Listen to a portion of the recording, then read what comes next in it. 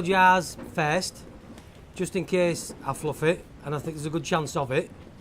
But I'd like to thank you all for coming, and I think I'm fluffing it already. I'd like to thank you all for coming, and I can't believe how many people have spent so much money for me, for hair. Because you can buy a present for 20 quid, but this is massive, so I can't ever repay you, you know what I mean? I'll try, but I don't know how I can do it, but thank you so much for being here today. I'd like Pauline, my wife, and Hilda and Peter, and of course Ricky and Anthony for being here today as well, because you're all here. And then that's it, I fluffed it, and so then I try and remember about little bits. A couple of years ago, I got a phone call. All right, how are you doing? And it said, take the dogs out for a walk, which happens every day, you know what I mean? He comes to mine, I go to his, and we take the dogs for a walk, whatever. Anyway, he rang up, he said, I'll just come round to yours, whereas we have a little block, we go that way or that way. Anyway, come to mine, and we set off. Anyway, goes up the street, to the left, and we then come home. But on this day, it changed. And we turned a different corner, and he started talking about daft things, and I'm thinking... And he had a couple of little bank accounts as he was growing up, and he had a car and stuff like that. And they had this £12.50 account, I think it was £12.50 a week or something like that. And it was when he got a flat tyre, when he got his MOT and stuff like that. And they come up with it, and he said to me, he said, oh, do you know when the MOT and my car and stuff like that? I said, well, I bought that with it this year, and I bought that with it the year. So 2 years have gone by now, because, well, so we're now 5 years ago. So 2 years ago. And he said, I've got 600 quid in it or something like that. And I was like, what shall I do? And I said, I don't know, have you got a flat tyre or something like that? And they went all the way around, and then we leave each other. He goes home to his mum's, I go back to mine. No, I'll come with you this way. So anyway, goes around the corner, we got to my gate, which this 10-15 minute walk turned into like about nearly 45 minutes an hour. And he said to me, he said, I was just wondering about asking you about Rachel. I said, wow, what's she done? He said, well, I'd like to marry her. You know what I mean? And I was so proud. Because we're ordinary people, right? And we live at ordinary estates and stuff like that. And there's a bit of a joke about pressing roaders and stuff like that. And we are all the same. But for him to say that to me, I thought, you know what I mean? What a man. Because he's Facebook and his space station, all that shit. But to turn up and say that, and I was so proud to think he'd ask me the question, because you think you want it to do, don't you? You want him to say that to your dad. And it was great, and I was so proud of him, you know what I mean? And I said to him that day, this is real time, Darren, you know what I mean? You can argue, we can leave yours, and the best thing ever every week, he went home to his mum's, and she came home to us, you know what I mean? And then, the housing estate's this big, Darren's window was over there, Rich was here, so they could turn the lights on and see each other. They couldn't physically see each other, but they could see each other's bedrooms. So, you know what I mean, we were so close, but yet so far away. And then he had that ball to say that to me, and I thought, you know what I mean? Well, you see it on TV because posh people do all that etiquette, don't they? You know what I mean? And like an airy ass fella, I was chuffed, you know what I mean? And I think that's enough about him. So, and I don't know what I'm supposed to say now, but I think many years ago, when Rach was at school, then she joined the band at school. And can I just have a quick drink? Because it's window. But she joined the band at school. And she played the clarinet. And the kids do stuff at school, so that's all right. But anyway, as time goes on, and then it got bigger than that, and then she joined like a bit of an orchestra thing. So it became, and I was so proud to think, because I love music, you know what I mean? Status Quo, Mick Jagger and all shit like that, but she calls it queer music, but it's choir music, and I love that, and she buys me a CD each year of classical music. And then she started to play this music, and Darren, I think he had a tin or something, didn't you? Was it the tambourine, what was the drums, them things called? Steel drums. But it was shit, so he never carried it on. But Rachel carried it on, and then as time goes on, she became a young woman, 15, 16, and she left the school band and joined the youth orchestra. And then went to City Hall the first time, and there was hundreds of people there. And they paid to see the kids, you know what I mean? All them kids down there, and we're all sat there looking at this. And I think they're looking at her, because she's mine. And then I loved it, because all them people paid that money to watch my baby play the music, you know what I mean? But today's different, because you're just people. You're special people. And you've paid thousands of pounds to come here today to see my baby. So I thank you for that, honestly, I do. I really do. You know what I mean? Thank you, all of you.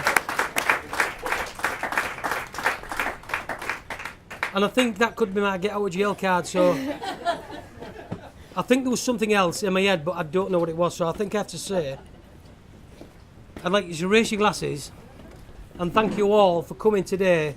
And I honestly, I mean, apologise if it's not right to say, but I talk shite sometimes, but today I really, really mean it. Thank you for coming. People I don't know, but I've met, so we do know each other a little bit, but thank you so, so much for coming to my baby's wedding. Thank you. The bride and groom, thank you.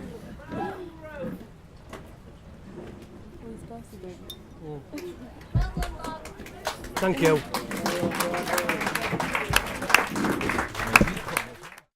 Right, I ain't going to be looking at no one, it's looking straight here, so I ain't been ignorant, but can we see? Right. Right.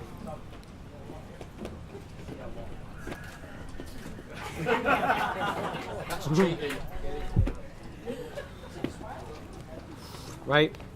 Me and my wife would like to... Hang on, I haven't finished yet. Me and my wife would like to thank everyone for coming all the way to Cyprus to share our special day. We know it would have been the same without you. Well, it might have been a bit cheaper, but you're all here. I feel very honoured to be stood in front of all my friends and family, because this is the only time my wife will probably let me talk on behalf of both of us.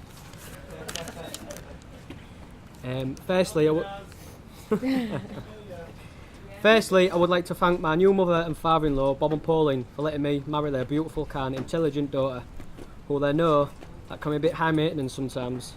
Only joking. Did you ask them to say that? I hope today you don't feel like you're losing a daughter. I hope you're gaining a son, and an extra chair at the dinner table. Bit of housekeeping, yeah. Yeah. I'll do my absolute best to look after her and make you proud. Really big thank you for everything you have done for us, especially your amazing generosity and your contribution to making today happen. I mean, and the contribution they've made is they actually were supposed to go to New York on Christmas time. And then when we decided to get married, they cancelled that holiday and gave us the money to go there. So that was nice of them, because me and Rachel have used that money and we're going in December. And then Pauline's running you over, so you're not going. Mum and Dad, we wouldn't be here if it wasn't for you two coming. The day we decided to marry in Cyprus, we both said no matter what it would take, we would have got you here somehow. But we know the both of you have worked so hard the past year or so to get here, so we'll thank you ever so much for getting here. And I personally want to thank you for being there for me over the years. I'd like to thank the gorgeous bridesmaid, Jade and Shoni, for helping Rachel up the aisle today and being with her, helping her get through the day. So will you please raise a toast to the bridesmaid, Jade and Shoni? Bridesmaids! Yay! Fucking shaking like a shitting dog. You alright? I also like to thank my best man Ricky. Unfortunately, my other brother Wayne, he couldn't make it today, so I had to ask Ricky. No, mate. I could have. My speech next. Basically, thank you for helping me through the day today and doing my tie and stuff. It's good, and basically, none of us could do a tie. None of us. I didn't do it. Someone Google, yeah, go on again. Well done. Events like this today don't just happen. We've been planning this wedding for over a year now, and when I say we, some of you will find this strange, however, Rachel's done most of the work. I pretty much did bugger all, so thank you for this fantastic day that we've put together for everyone. And so this leads me on to the star of the show, my beautiful wife Rachel. Sad. Have a drink. Have a drink. Have a drink. Have a drink.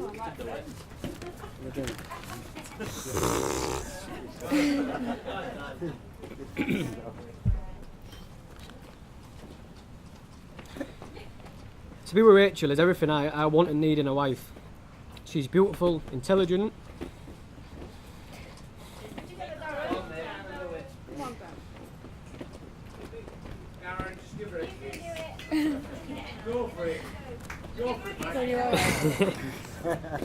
Organised and understanding with an incredible caring nature.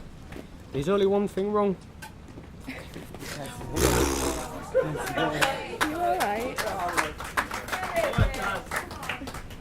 Jesus fucking Christ. There's only one thing wrong with her. She forgets what she's worth. I promise you and all our family and friends that every day is my life's mission to make her real. It's real hard. My life's mission to make you realise your true worth. When you're hurt, I will be there to help you up. When you're scared, I'll be there to fight a lion if I have to. Okay.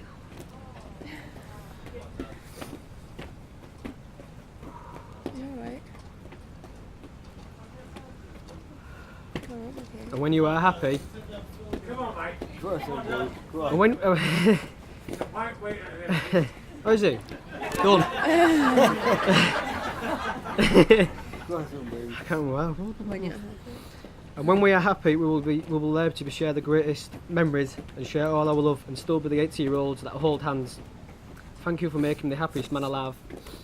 I still cannot believe how lucky I am to now call you my wife. I always said to you that fairy tales are never true. Remember? yeah. But today, seeing me walk down the aisle has shown me that really are true. I will love you today, love you tomorrow, and love you forever. Thank you.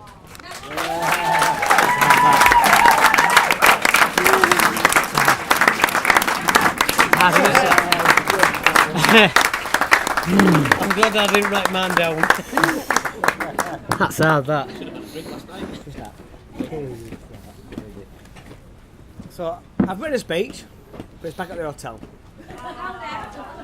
So when Darren Fair had me the best man, I was honoured. And then thinking about it, he's got no mates, and the only fucking brother who turned up. I swear, I'm sorry. So growing up, obviously Darren's younger brother took over the limelight. Cheers for that, appreciate it.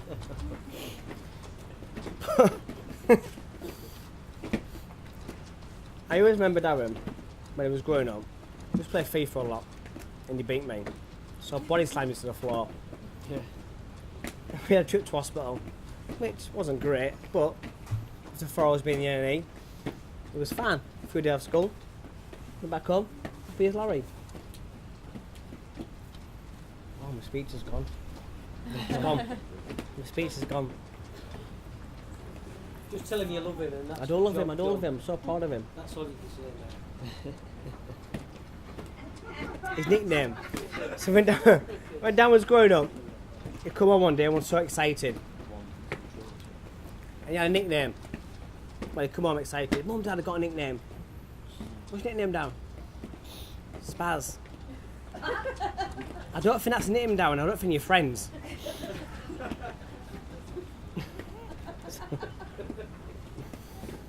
But no, I ain't lying, hands up. My speech is gone. But I will say, Darren, I'm so proud of you, the man you become. And I wish you and Rachel many adventures together. That you all to raise a class. To Darren and Rachel. Darren and Rachel.